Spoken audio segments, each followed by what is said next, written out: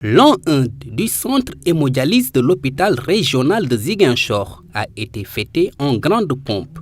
Placé sous le parrainage du professeur Boubacar Diouf, pionnier de la néphrologie au Sénégal, la journée a été axée sur la sensibilisation, le dépistage gratuit et le don de sang.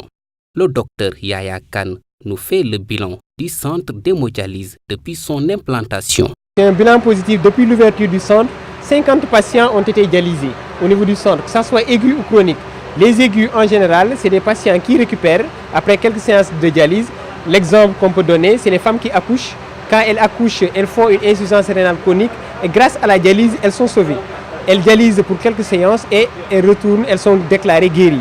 Par contre, il y a un autre groupe, c'est les insuffisants rénaux chroniques. Eux, ils vont rester en dialyse à vie. Donc, il y a eu 50 patients qui ont passé durant l'année. Et aussi, l'avantage aussi de l'ouverture de ce centre, on a vu pas mal de patients rentrer au bercail.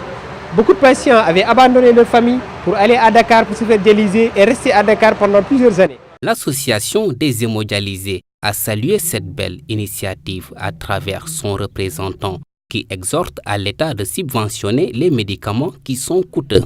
Nous remercions le gouvernement pour la gratuité de la dialyse, mais les médicaments sont chers, les analyses et tout ça nous coûte cher.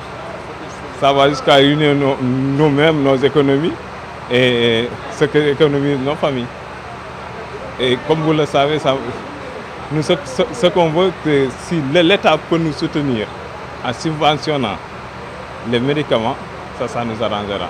Ainsi, Ziguinchor est doté de son propre centre d'hémodialyse depuis un an qui a fortement contribué à soulager les patients qui étaient obligés de rester à Dakar loin de leur famille.